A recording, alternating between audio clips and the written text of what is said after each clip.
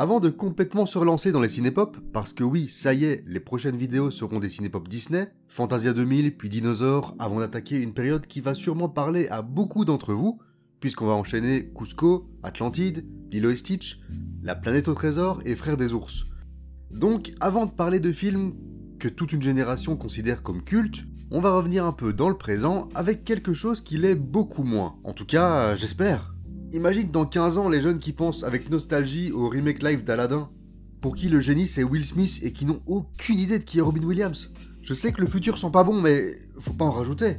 Mais donc oui, perso, j'en ai toujours pas marre si on tapait encore un peu sur l'usine à remake pourri qui est devenue Disney. Ou alors sur cette manie qu'ils ont d'expliquer comment les méchants sont devenus méchants. Un truc que personne n'a demandé, comme Cruella ou Maléfique, qui sont des films pas horribles, hein. Si vous cherchez, il y a une critique de Cruella sur la page, j'avais pas détesté, mais c'est quand même systématiquement la même chose. C'est pas eux qui sont méchants, c'est le monde qui a été méchant avec eux. Une idée bien inspirée par un truc qu'aujourd'hui presque tout le monde a vu, et qui d'ailleurs le fait bien mieux que Disney, Wicked, à l'époque où ce n'était qu'une comédie musicale sur Broadway.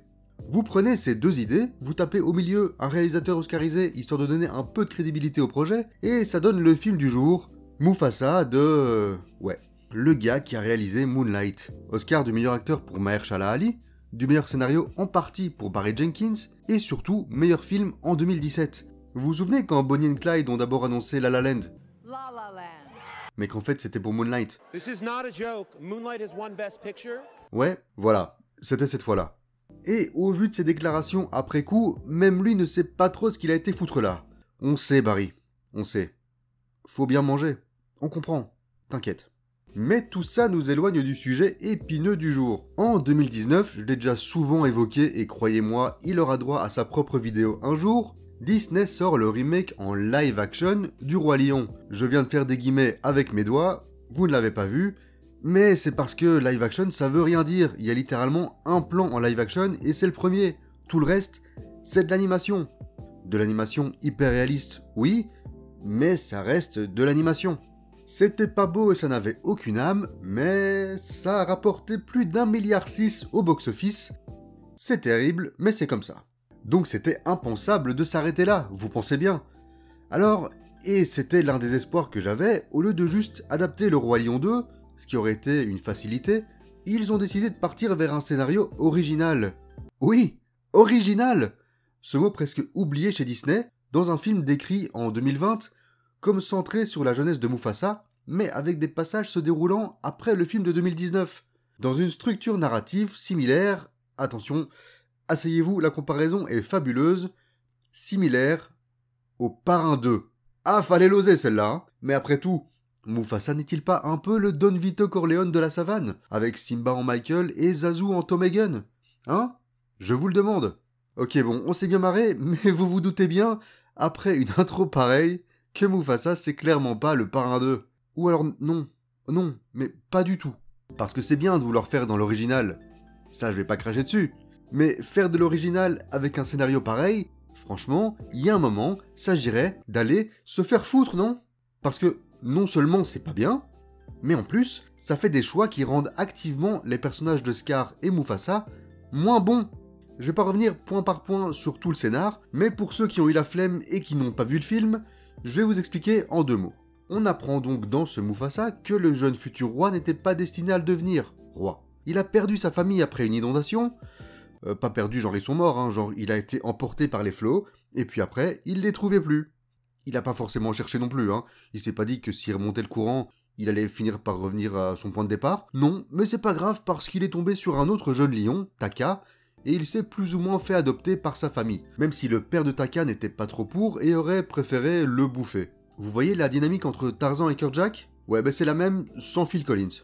Les années passent, Mufasa et Taka grandissent comme des frères, mais un jour ils sont menacés par des méchants lions blancs qui sont plus grands et plus nombreux qu'eux, et qui veulent tous les buter, parce que Mufasa a tué le fils du chef pour protéger Eché, la mère de Taka.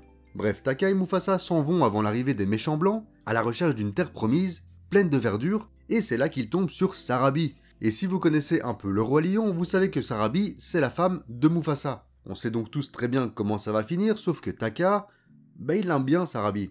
Mais du coup, quand il se rend compte qu'elle préfère Mufasa, Il est pas content et il va trahir son frère d'adoption en allant s'allier avec les méchants blancs, leur laissant des indices pour qu'ils puissent les suivre et les retrouver pour les buter. Voilà, Taka, qui est bien évidemment Scar, c'est un putain d'incel. Il est devenu méchant parce qu'une femelle qu'il connaissait depuis 3 jours a préféré un autre que lui, Scar. Genre, longue vie au roi, Scar. Genre, pars très loin et ne reviens jamais, Scar. Genre, soyez prêts, Scar. L'un des meilleurs méchants Disney, mais même au-delà de ça, l'un des méchants les plus iconiques, j'ai pas peur de le dire, de l'histoire du cinéma. Il est devenu comme il est devenu parce que Sarabi a préféré son frère adoptif. Je sais pas si vous vous rendez compte de la débilité monumentale du truc. Et Taka va essayer de se racheter à la toute fin, ce qui lui vaudra sa fameuse cicatrice et son surnom, donné par Mufasa, qui ne pourra plus l'appeler par son prénom après sa trahison, mais qui le laisse quand même vivre avec eux parce que dans le film de base, il vit avec eux, donc fallait bien trouver une excuse. Et je reviens même pas sur le fait qu'ils sont pas vraiment frères, ou que c'était Scar qui était censé devenir roi. Vous pensez pas que ça aurait été une motivation beaucoup plus logique ? Faire un Scar lentement de plus en plus assoiffé de pouvoir, mais qui, de par sa mentalité, est jugé indigne à régner sur la nouvelle terre des lions ? Ce qui va le pousser à devenir ce qu'il est dans le film de base ? Non, c'est juste parce qu'il a pas pu pécho Sarabi. Ça me rend fou parce qu'en fait, ça s'écrivait tout seul, et ils ont décidé d'en faire un méchant pathétique. Merci Disney. Oui, mais en même temps, faut comprendre, c'est pas facile, en 2 heures, de les faire passer de frères à ennemis jurés, il fallait vraiment un élément déclencheur comme un cœur brisé, blablabla. Vous savez ce qui est marrant ? C'est que la même année, l'année passée du coup, 3 mois plus tôt en fait, il y a un autre film d'animation qui est sorti. On y suit 2 excellents amis, presque frères, qui vont vivre des événements qui vont les changer à jamais. Ils vont chacun évoluer lentement dans des directions différentes, jusqu'à arriver à un point de non-retour, jusqu'à devenir ennemis.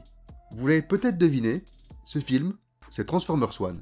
Comme dans Mufasa, on sait que ceux qui deviendront Optimus et Megatron vont finir par être les leaders de 2 clans rivaux. Il n'y a aucune surprise dans la façon dont ça va se terminer. Mais ça n'empêche pas déjà d'en faire un excellent film, l'un des meilleurs de la saga d'ailleurs, mais surtout d'avoir une évolution de personnage logique, fine et bien écrite. Pas besoin de faire de Megatron un frustré, jaloux ou un traître, il a juste une vision diamétralement opposée à celle d'Optimus, et ça va les éloigner de manière irrémédiable. Et pourtant, même si on le sait, et qu'on le voit arriver, le moment de bascule frappe fort.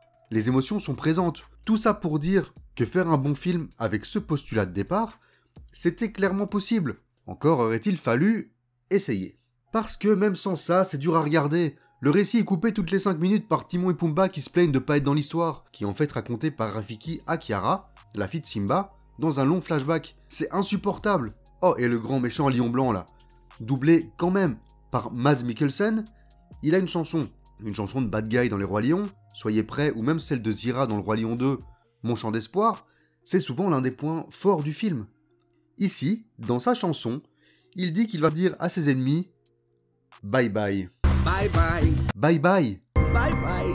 Pourquoi pas Kaku Kaku tant qu'on y est, connard ? Et ce qui me rend le plus triste, c'est que c'est Lin-Manuel Miranda qui est aux chansons. Et il n'y en a pas une qui est bien.